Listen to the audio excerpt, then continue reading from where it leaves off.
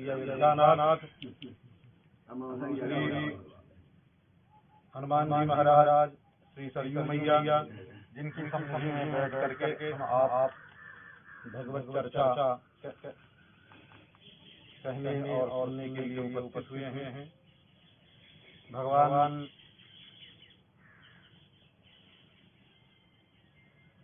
हम सबको इतना सौभाग्य प्रदान किए हैं। अयोध्या जैसी भूमि मिली, सरयू जी का किनारा है, सारा सौभाग्य उपस्थित है।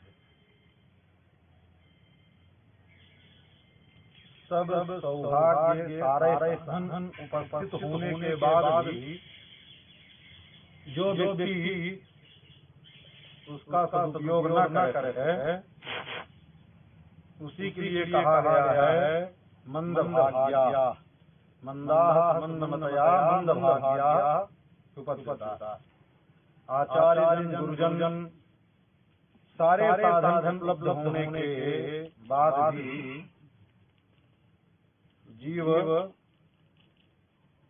पतन के मार्ग पर चला जा रहा है।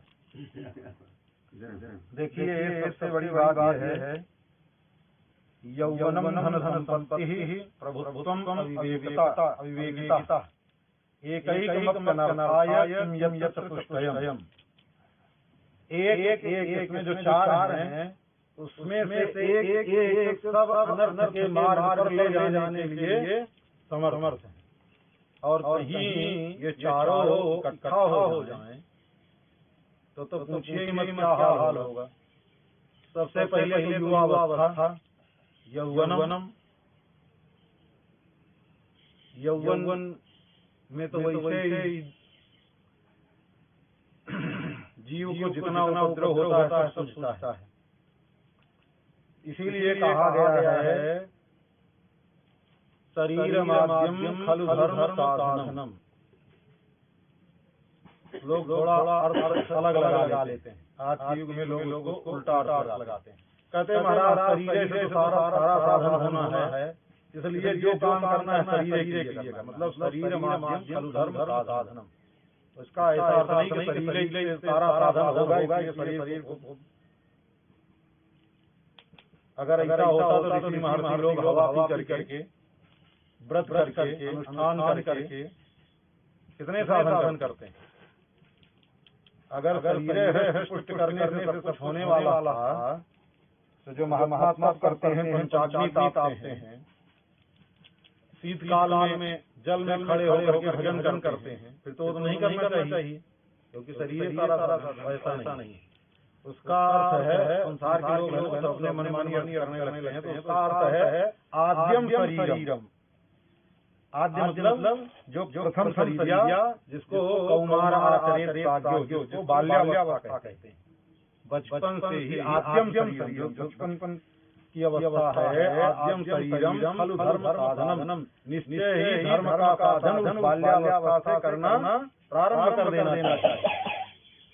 और बचपन से नहीं किया है तो युवावस्था और अनर्थकारी है। युवावस्था में क्या होगा कोई भरोसा नहीं है। देखिए, अयोध्या जैसा धाम मिला है, सब कुछ मिला है। हम सब सुबह शाम निकलते हैं, कितने अजीब प्रकृति के लोग मिलते हैं। कहने का तात्पर्य सारे साधन मिलने के बाद भी वो उसका दुरुपयोग कर रहे हैं, उसको समय का दुरुपयोग कर रहे हैं, अपनी संपत्ति का दुरुपयोग कर रहे हैं, सब कुछ कर रहे हैं।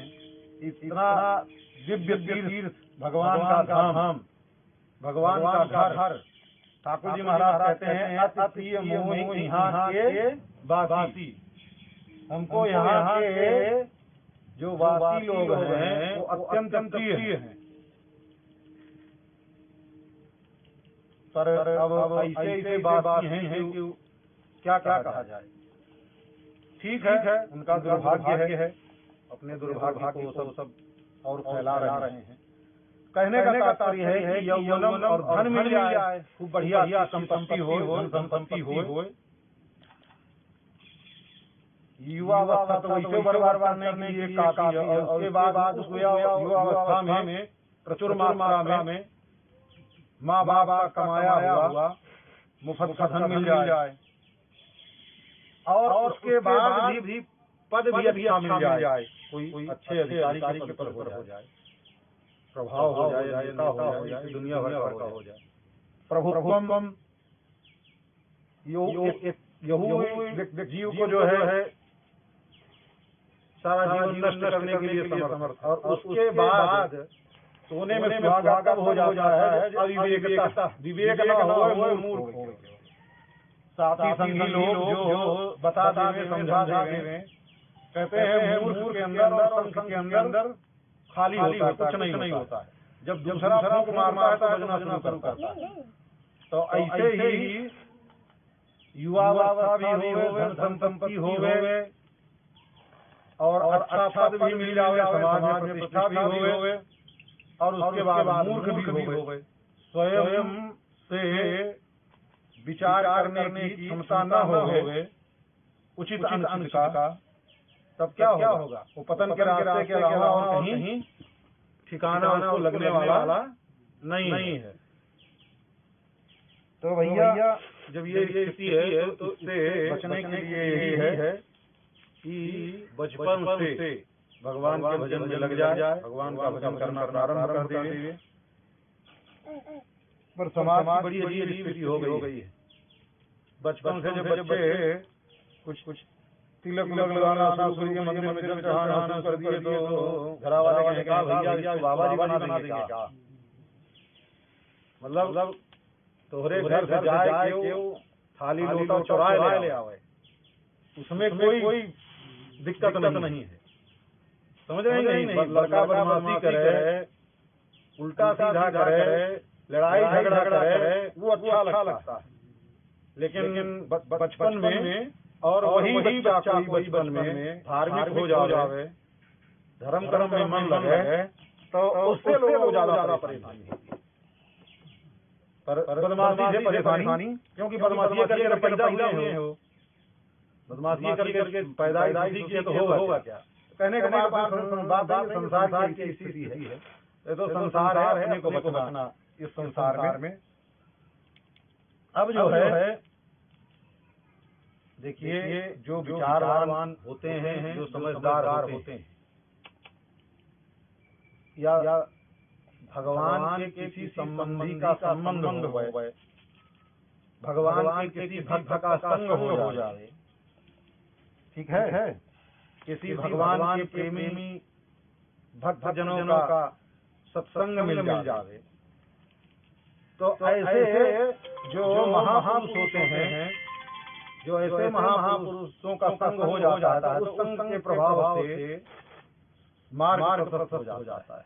और ऐसे ही कुसंग भी मिल जाए तो अच्छे से अच्छे लोग भी बेन जैसे बिगड़ जाते हैं कुसंग के कारण।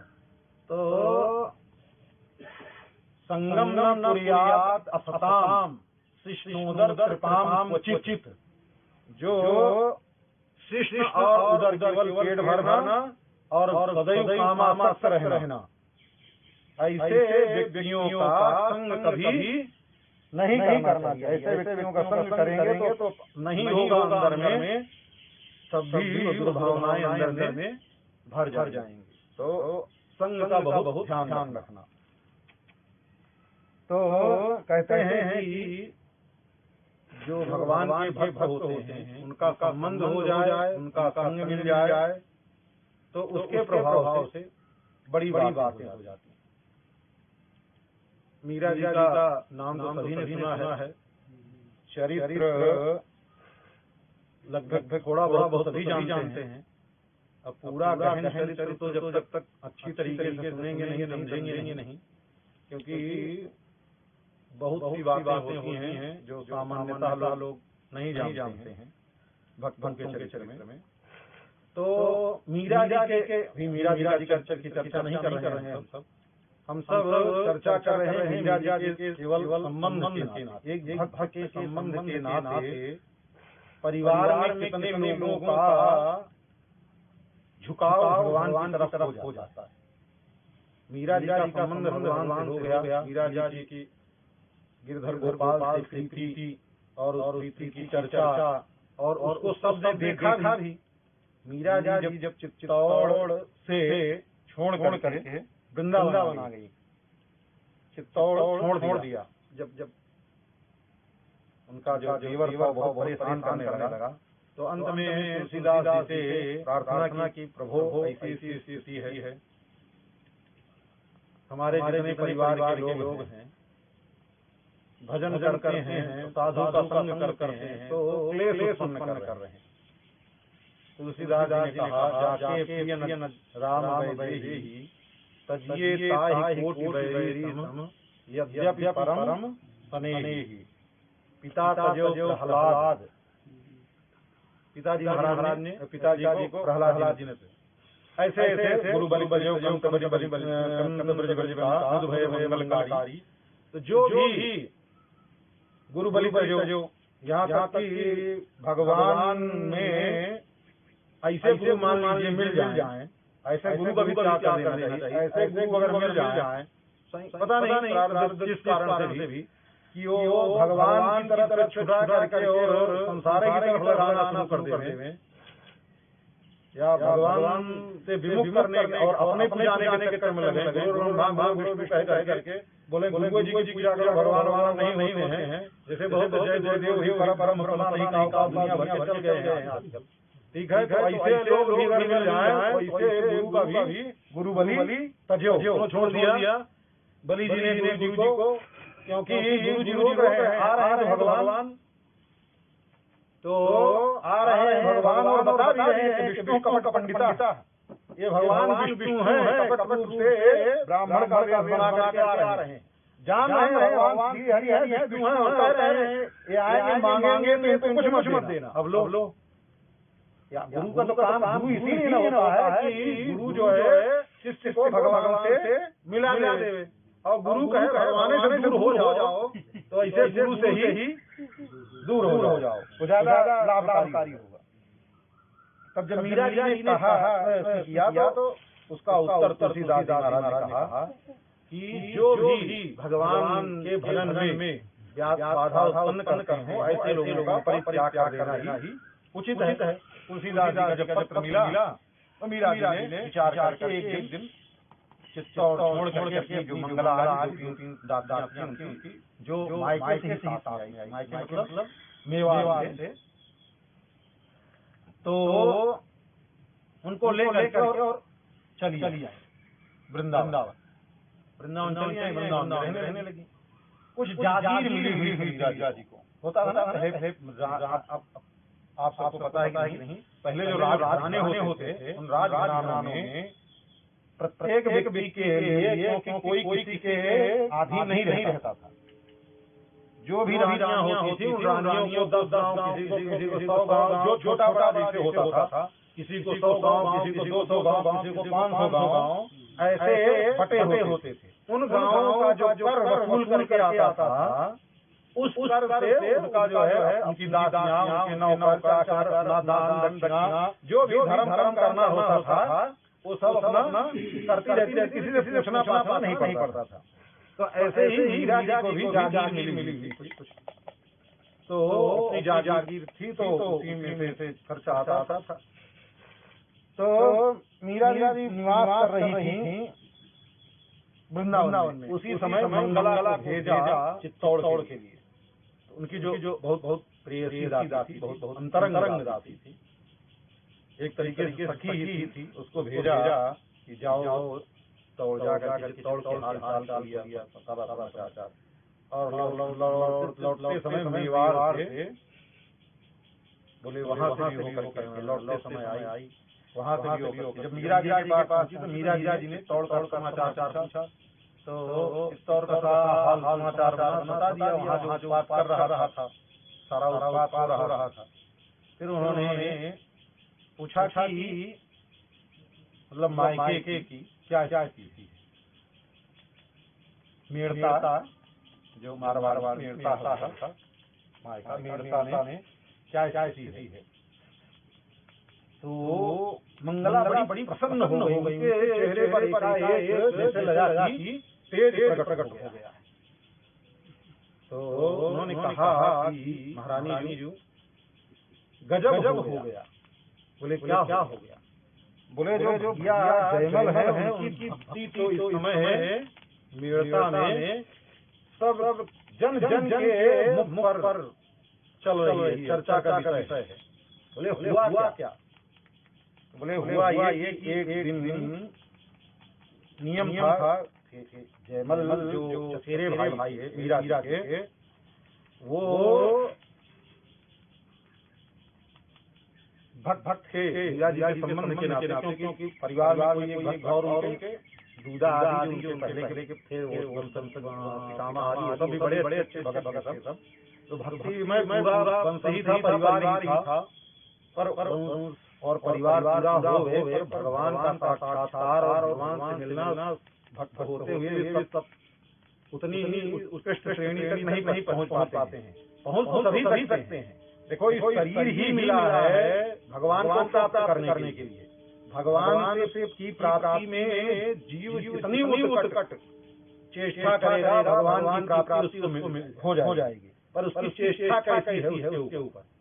एक दिन नारद जी महाराज घूमते जा रहे थे, तो एक भगत था भगवान की प्राप्ति के लिए भगवान विष्णु का आराधना कर रहा था, तपस्या कर रहा था, आराधना कर रहा था। तो नारद जी महाराज पहुंच गए। नारद जी का काम है इधर घूमते।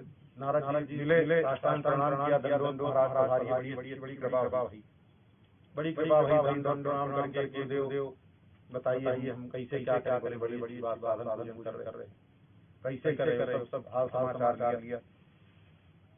बोले महाराज आप भगवान के पास रोज जाते रहते हैं? बोले हाँ। तो ऐसा करिए, आप अब भगवान से जब मिलिएगा जाइएगा, तो भगवान से पूछिएगा कि हम बैठ करके यहाँ सब छोड़ करके आपका भजन कर रहे हैं, तो आप भगवान हमको कब दर्शन देंगे? ये भगवान से पूछ लीजिएगा कि भगवान हमको कब दर्शन देंगे। बोले ठीक है भैया। आगे बढ़े तो एक और भगत था, वो भी बैठ करके तपस्या कर रहा था। तो उसने भी पूजन अर्चन किया, नारद जी महाराज का सम्मान किया, हाथ जोड़ करके उसने भी पूछा कि गुरुदेव आप भगवान के पास जाते रहते हैं, ठाकुर जी से कभी हमारी भी लगाइए, ठाकुर जी हमारे ऊपर भी कृपा करें, कभी दर्शन देवें, और पूछ लीजिएगा ठाकुर जी से हमको कब दर्शन दें। बोले ठीक। नारद जी महाराज पहुंच गए, ठाकुर जी से पूछे।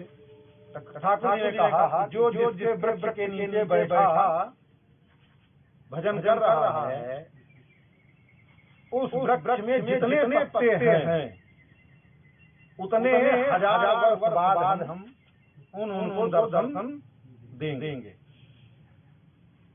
नारद जी महाराज पूछ करके आ गए। जो पहला वाला भगत था उतल के वृक्ष के नीचे बैठ करके भजन कर रहा था। तो उसने पूछा क्या करोगे करके। ठाकुर जी नारद जी महाराज बटोर कर रहे थे, अभी बता देंगे तो नारद जी महाराज नहीं बताइए भगवान से क्या बात। भगवान ने कहा भैया तुम जिस वृक्ष के नीचे बैठे हो, उस वृक्ष के पत्ते जितने हैं उतने हजार वर्ष ऐसे भजन कर रहे हो, ऐसे भजन करते उतने हजार वर्ष बीत जाएंगे, तब भगवान दर्शन देंगे। वो जो माला ओरिया कमंडल आगे पटका और चल दिया। बोले इतने दिन बाद दर्शन है तो भजने करके क्या करेंगे? उसका माला ओरी छोड़ छाड़ करके चल दिया। नारद जी डर गए, देखो बेचारा एक तो कम से कम अरे हम नहीं बता तो कम से कम भजन तो करता रहता। अब बता दिए तो बेचारा सब छोड़ करके चल दिया। महाराज जी महाराज जाए दूसरे वाले के पास। पहला वाला पीपल के पत्ता के नीचे बैठा है और दूसरा वाला इससे कठिन इमली के पत्ता के नीचे बैठा, इमली के पेड़ के नीचे बैठा। अब इमली के पेड़ के नीचे बैठा, उससे अगर हम कह देंगे तो उसकी तो मत पूछिए वो क्या करेगा। तो अब नारद जी महाराज को जो होगा देखा जाएगा कह करके नारद जी महाराज गए और पहुंचे। उसने भी सेवा पूजन संत महापुरुष ऐसे आते हैं, उसका पूजन वूजन करके नारद महाराज चरणों में बैठा, पाँव पकड़ के पूछा, प्रभु आप भगवान से मिले? बोले हाँ मिले। तो भगवान से हमारी विषय में चर्चा हुई? बोले हाँ बात हुई। तो क्या कहा हमारे लिए ठाकुर जी ने? तो बोले छोड़ो क्या करना है मुझ करके। ठाकुर जी से आप विषय में बात हो गई, नहीं महाराज बताइए। तो बहुत संकोच करते करते नारद जी महाराज बोले भैया ठाकुर जी ने कहा है तुमसे कह देना जिस वृक्ष के नीचे बैठ करके वो तपस्या कर रहे हैं, उस वृक्ष में जितने पत्ते हैं उतने हजार वर्ष बाद हम उनको दर्शन देंगे। अब जैसे उसने सुना प्रसन्न हो गया और प्रसन्न होकर के उछल करके कूदने लगा, नाचने लगा। उसके मन में ऐसा भाव आया, हम ऐसे निकृष्ट प्राणी, शरीरधारी और भगवान विभूति के नाथ वैकुंठनाथ भगवान, हम जैसे इस संसार में कितने जीव हैं और हम जैसे सूक्ष्म प्राणी से मिलने के लिए भगवान कह रहे हैं। भगवान कह रहे हैं इतने हर हजार वर्ष बाद मिलेंगे और बस इसी बात को सुन करके भगवान मिलेंगे इसी प्रसन्नता में और झूम उठा और नाचने लगा। जब नाचने लगा उसका भाव उत्कर्षता तक पहुंचा कि भगवान लक्ष्मी नारायण प्रकट हो गए उसी के सामने। बोलिए श्री लक्ष्मी नारायण भगवान की। अब जब भगवान प्रकट हो गए उसके सामने, उसके भाव को देख करके, प्रसन्नता को देख करके, नृत्य को देख करके, अब नारद जी महाराज बिगड़ गए भगवान। बोले महाराज आपने तो हमसे कहा था कि हम इतने हजार वर्ष जितने हैं उतने बाद होंगे और आज ही प्रकट हो गए अभी। नारद जी से भगवान ने कहा देखो जैसी इनकी भावना थी, जैसे भजन में लगे हुए थे, उसके आधार पर भाई किसी ने कहा कि महाराज हमको जाना है भरत कुंड, तो कब पहुंचेंगे, कितना देर लगेगा हमको? तो बोले भैया अभी जैसे हो ऐसे तो कभी नहीं पहुंचोगे, खड़े हो। अरे चलो तो बताएं कि कैसे पहुंचोगे। जब उनकी चाल देखे भैया 5 घंटा 6 घंटा लगे, बता देंगे। बता दिया 5 घंटा 6 घंटा लगेगा। और खड़े रहोगे तो कोई थोड़े बताएगा, कोई मोटरसाइकिल से बताएगा 1 घंटा में पहुंच जाओगे, कोई इससे बड़ा साधन रहोगे और बता देगा जल्दी पहुंच जाओगे। तो चाल देख करके न बताइए कि आप कितनी देर में पहुंचोगे। तो ऐसे ही भगवान ने कहा भैया हम तो जो भजन कर रहे हैं, जैसे भजन की रीति थी, उस भजन की रीति के अनुसार हमने कहा उतना समय लग जाएगा। लेकिन जब आपने आकर इनको बताया भगवान इतने दिन बाद मिलेंगे, इनके हृदय में मिलने पर ही केवल इतना प्रेम का उद्रेक हृदय में हुआ, इतना प्रेम अधिक प्रकट हो गया हृदय में कि प्रेम के कारण तुरंत प्रकट होना पड़ा। तो कहने का तात्पर्य है कि भगवान तो दर्शन देते हैं, लेकिन उतना प्रेम का उद्रेक हृदय में जब होवे तब ना, उस सब के हृदय में नहीं होता है, किसी के हृदय में होता है। तो ऐसे ही जयमल जो है भगवान के भक्त हैं, रघुनाथ जी की सेवा करते हैं, रघुनाथ जी की सेवा करते। मंदिर का नियम था कि जब तक हम जब सुबह ब्रह्म मुहूर्त में उठ जाए 3:30 बजे के लगभग ब्रह्म मुहूर्त शुरू हो जाता है। ब्रह्म मुहूर्त में किसी वैष्णव को सोना नहीं चाहिए, ये नियम है। ब्रह्म मुहूर्त में जो वैष्णव सोएगा फिर वो कुछ कर नहीं सकता। एक नियम ले वैष्णव हो जाने के बाद कि ब्रह्म मुहूर्त में हम शयन नहीं करेंगे। तो महाराज धीरे करके उसके अंदर सारे गुण अपने आप स्वयं आने लगे। खाली रहे उस समय ब्रह्म मुहूर्त ऐसा होता है उस समय उसको केवल भगवत चिंतन ही आएगा, क्योंकि उस समय तो संसारी लोग अपने काम में लगे रहते हैं। कल लगे सब सोते रहते हैं और संसारी लोगों को नींद आती है उसी समय। तो ब्रह्म मुहूर्त से लेकर लगभग दिन के 8-9 बजे तक वो भगवान की सेवा करते। उस समय नियम था कि उनको कोई छेड़ नहीं सकता। उस समय कोई उनसे बाबा के महल में प्रवेश, जहाँ मंदिर बना करके भगवान का आराधना करते थे, वहाँ कोई जा नहीं सकता। अगर कोई चला जाए तो ये था आदेश कि उसको मृत्यु दंड दिया जाएगा।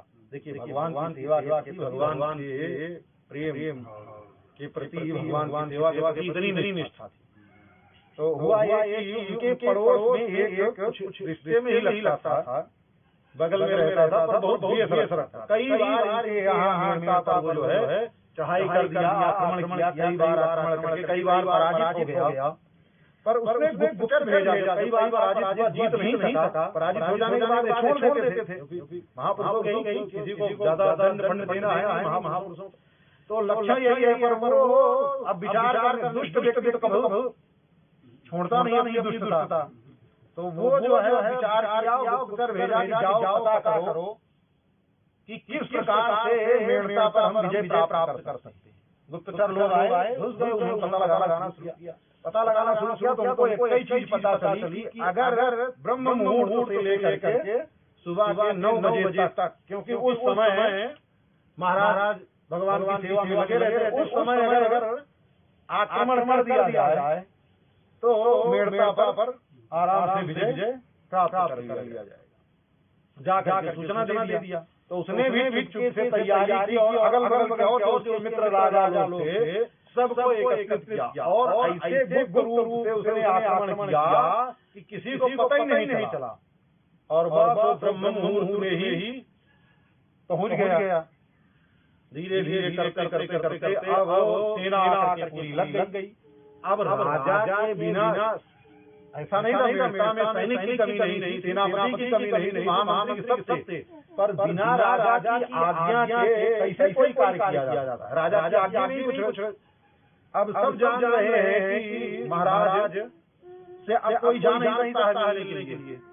धीरे धीरे विचार अब मेड़ता सिटी के जो किले थे बहुत मजबूत थे, और लोग उसमें चढ़ाई करने का प्रयास कर रहे, वो सब लगे हुए थे, कैसो करें, पर किले के दरवाजे लगे थे। जितना सैनिकों को, सेनापति को, मंत्री को जितना उनके हाथ में था, वो सारी व्यवस्था सब कर चुके थे। नगर की रक्षा के लिए, पर आगे की आज्ञा तो राजा को नहीं होती है।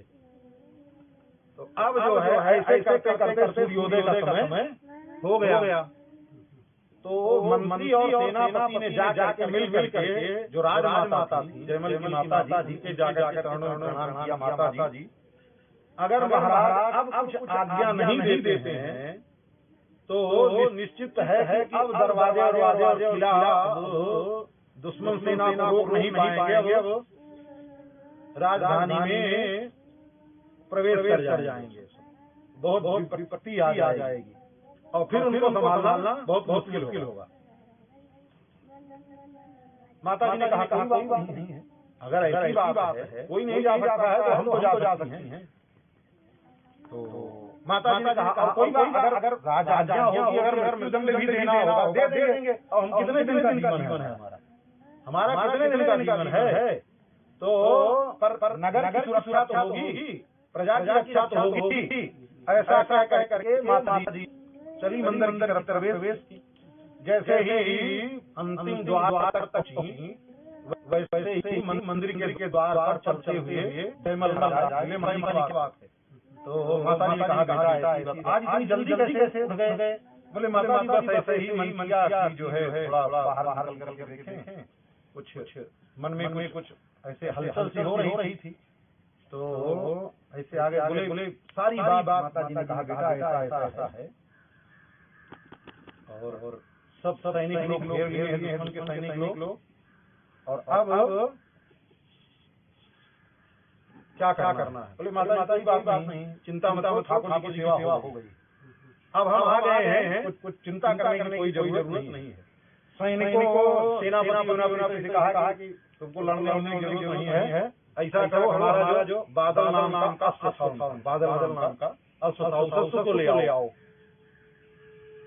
अश्व को ले आए और बोले ठीक है, और अश्व पर दो तोपें थी उनके यहाँ, छोटी तोपें थी, दोनों तोप जो है अश्व के अगल बगल नीचे लटका लिए, और नीचे लटका करके बाकी सुसज्जित हो गए, कवच धारण करके धनुष तलवार और सब लेकर के, और जो किले का द्वार था सीढ़ियों से चढ़ाते घोड़े को ऊपर लेकर पहुंच गए, और देखे सामने सब किले के सामने ही सब लगे हुए थे वो सैनिक, और सेनापति बोले कि सब शस्त्र लेकर के सैनिक, अब राजा की आज्ञा होगी तब ना सैनिक तैयार होने में देरी लगती। तो जयमल जी ने कहा तब तक सेना तैयार करो, तब तक हम इनको सबको रोकते हैं, चढ़ गए किले के छत पर और घोड़े के सहित लेकर के, और वहीं से जो है घोड़े पर केड़ लगाई और छलांग लगा दिया शत्रु सेना पर। और जैसे ही नीचे आ रहे थे, वो मसाल होता है पुराने जमाने में, जो तोप होती थी उसको छोड़ने का अलग ढंग होता था। तो उसी समय जैसे नजदीक में पहुंचे और सेना के आमने सामने हुए वैसे दोनों हाथ से दोनों मसाल उस अग्नि पर तोप पर लगा दिए। जोर का धमाका हुआ, सामने जितने सैनिक थे, हजारों सैनिक सब उस तोप के गोले में अब धुआं का गुब्बार उठा, बस बादल नाम का जो बाकी रख खोल दिए, तोपें गिर गई, काम कर गए, जो काम खत्म हो गया। अब दोनों हाथ से तलवार लेकर के कुछ घंटा 2 घंटा बीते जो है सारे सैनिकों को, तब तक इधर सेनापति लोग भी देखे कि सैनिक धीरे धीरे करके तैयार हो गए। तब जब महाराज अकेले कूद गए हैं सेना में, तो फिर दरवाजा खुला और अब 2 घंटा बीते तो दोनों हाथ से तलवार चला करके और मार करके तहस कर दिए। और घोड़े को इतना तेज मतलब आगे की तरफ बढ़ा रहे थे कि जो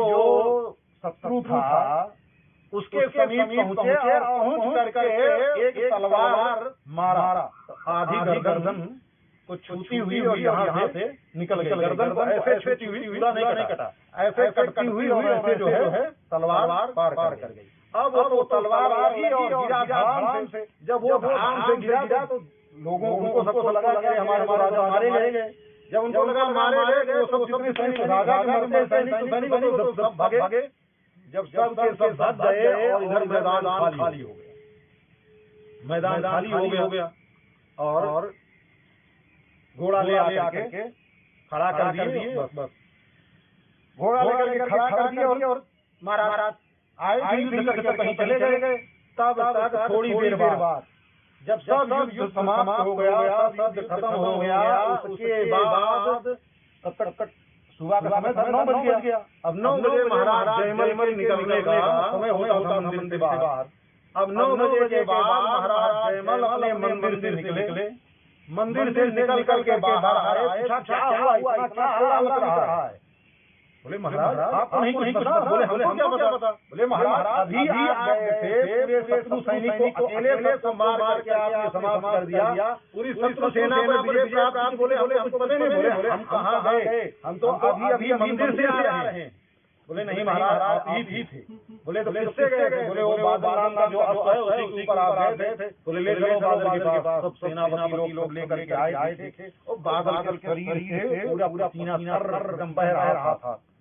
जयमल महाराज ने उत्साह जय हो, तुम तो हमारे लिए पूजनीय हो गए, क्योंकि हमारे रघुनाथ जी तुम पर सवारी किए हैं। हम तो आए नहीं, तो रघुनाथ हमारे रघुनाथ जी ही हमारा वेश बना करके आए, आ करके शत्रु सेना को मार करके समाप्त कर दिया। और वो बेचारा तड़प रहा था, वो तड़प रहा था। तो अब जयमल जी निकले बाहर, घोड़े पर हाथ फेर करके जयमल जी महाराज आगे गए और जा करके देखा शत्रु सेना तो कुछ जो मरे पड़े थे उनके भी सैनिक थे। खोजते वो आखिर था तो मंदिर था, वहाँ गए पहुंचे तो देखा वो तड़प रहा था। जयमल जी ने पूछा क्या हुआ?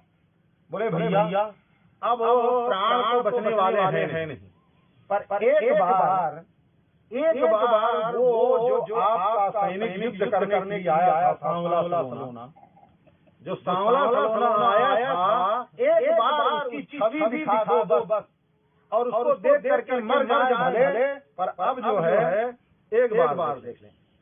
जयमल जी ने कहा भैया तुम कितने सौभाग्यशाली हो, जिन ठाकुर जी का आराधन करते हैं हमारे रघुनाथ जी का, हमारे रघुनाथ जी हमको दर्शन नहीं दिए और तुमको आकर के दर्शन दिए, तुम अत्यंत पुण्यवान हो। जयमल महाराज के चरणों को छूने लगे।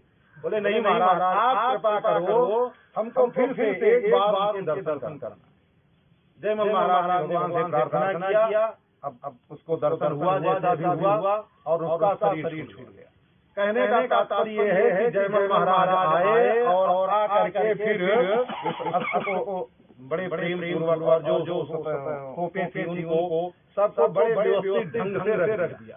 अब जयमल महाराज सोचते हैं, देखो पूजन भगवान का पूजन हम करते हैं, भगवान का आराधन हम करते हैं, भगवान की कृपा हमारे ऊपर हो ही नहीं रही, और ऐसे ऐसे लोगों को भगवान का दर्शन हो गया। और मनुष्य की तो बात छोड़ दो, इस अस्त्र के ऊपर भी भगवान ने कृपा करके इस अस्त्र को अपना वाहन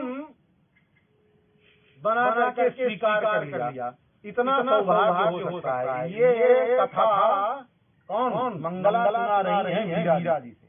मीरा जी से कह रहे हैं कि महारानी जी ऐसा ऐसा थोड़े दिन हुआ है और मेरता में ये घटना घटी।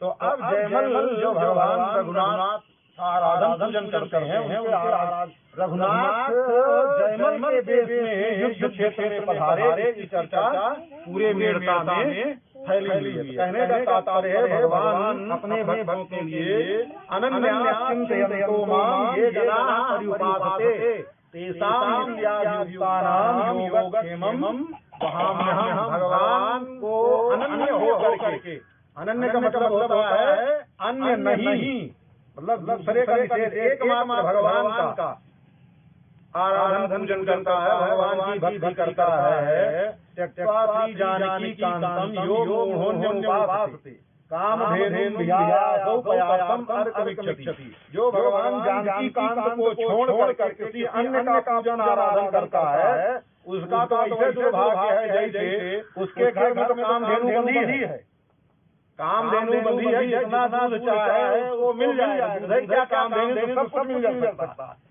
पर कामधेनु को छोड़ करके दूध की लालसा लेकर के मदार के पत्ते तोड़ करके दूध बटोरता है, ऐसे दुर्भाग्य है। तो कामधेनु विहायासौ पयासं दूध के लिए अर्कविक्षति, अर्क मतलब मदार से दूध मांगने के लिए जा रहा है, ऐसा दुर्भाग्य।